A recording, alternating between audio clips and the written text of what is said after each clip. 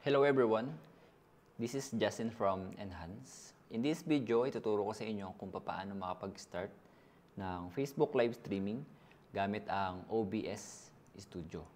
So to start, i-run natin yung OBS natin sa ating mga laptop and desktop. And as default, wala muna nakaset. Meron lang isang scene na natitira as default dito sa live streaming software.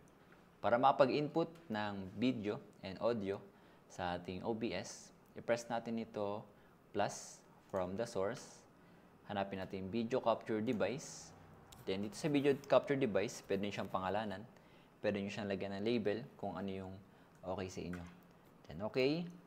Then dito hanapin natin yung device na gamit natin. Right now ang gamit ko is isang PTC camera and isang video switcher. Kaya isa-select ko yung capture video. So ayan, ito yung video for my live streaming. Then yan, meron ng video. So how about the audio? So for audio, press uli natin itong plus. Hanapin naman din natin itong audio input capture. Then pwede nyo rin siyang pangalanan. Okay. Then same lang din sa ginawa natin kanina sa camera. This time for microphone. I-select lang din natin yung device na gamit natin. In my situation, gamit ko is itong microphone. So, select ko siya. Then, okay. So, ayan. As you can see, meron ng audio mixer, meron ng volume, and meron na ring fader for volume adjustment dito sa aking live streaming. So, okay na ang video. Then, okay na rin yung mic or audio para sa aking live stream. Then, next naman, punta tayo sa ating Facebook or Google Chrome.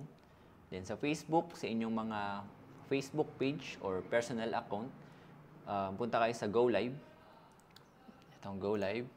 Then dito sa Go Live, meron lang tatlong instruction na ipapagawa sa atin yung Facebook. Una is yung connect video source, complete post details, and Go Live. So para ma-connect natin itong video source, punta tayo dito sa stream key. Then itong stream key, ikakopy lang natin ito. Copy. Then balik tayo sa OBS. Dito sa OBS, settings, stream. Then sa services, hanapin natin yung Facebook Live. Ayan, Facebook Live. Then sa stream key, dito natin ipipaste yung stream key na kinapin natin kanina. Then apply. Okay. So ayan, connected na yung OBS Studio natin sa Facebook.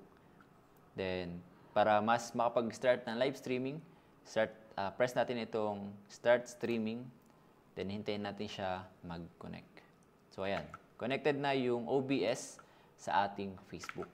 Then balik tayo sa Facebook. So as you can see, naka-check na yung first task na pinapagawa sa atin ng Facebook, which is yung connect video source. Next naman is yung complete post details.